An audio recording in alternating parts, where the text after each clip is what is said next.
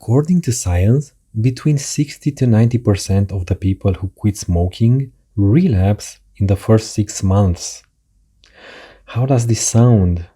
Does it sound grim? So why do so many people actually relapse? You can think of quitting smoking kind of like a person trying to lose weight, so they go on a food diet.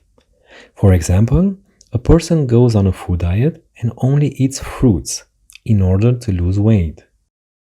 We think this improvised change of food intake will help us lose that extra kilograms or pounds, but what really happens is that the person is starving the organism of necessary nutrients. What happens after a few days or weeks when the diet is over? The person is completely starved of the required proteins and minerals needed for a healthy and balanced life. So they feel bad, tired, irritated, depressed.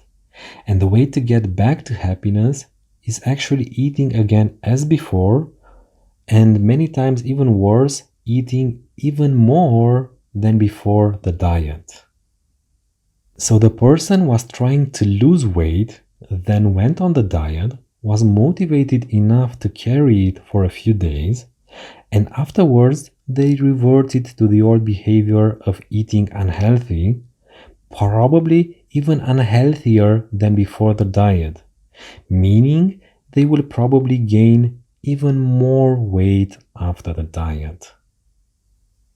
What we want is to learn from this person and not follow in their footsteps. We do not want an excruciating diet. We want sustainable change. So, what causes sustainable change in the context of an addiction? To answer this question, we must understand what an addiction actually is. Why do we smoke, drink, eat, or have sex in unhealthy amounts? We do it because our brain is trying to escape the current reality. Maybe a fight with a colleague or spouse, maybe kids issues, money issues, boredom, loneliness, etc. We have these regular negative events / people / emotions in our lives, and the way the brain deals with them is by running away from them to the comfort of the substance. So you see, we can switch the substance, but we cannot switch the negative events, people, emotions in our lives. However, if you do want to stop smoking, drinking, etc., the way to do it is by being able to handle the negative events, people, emotions in our lives. No one told us how to do this, unfortunately. Probably because our parents and teachers also did not know how to do it. How do people who don't understand addiction try to quit smoking? They use all kinds of tricks they find on Facebook. For example, the famous chewing gum. Is chewing gum sustainable change? Will chewing gum help you handle the negative events and people in your life? What happens when you do quit smoking and replace it with chewing gum? You are probably going to destroy your stomach. That is what happens. Not very smart. How about aromatherapy? Fidget toys? Holding on a pen or pencil between the lips? Are these methods sustainable? What happens when you will be let go from your workplace? Will you put a pencil between your lips or a cigarette? What will you do when you get the chilling news that your parent has cancer? Will you calm yourself down using aromatherapy or go straight to the friend that has always been there for you, the trusted cigarette? How about motivation? Is motivation sustainable? The people will cheer you up using platitudes like, "You got this," "Prayer sent," "You got this," "You can do it," "Sending you prayers."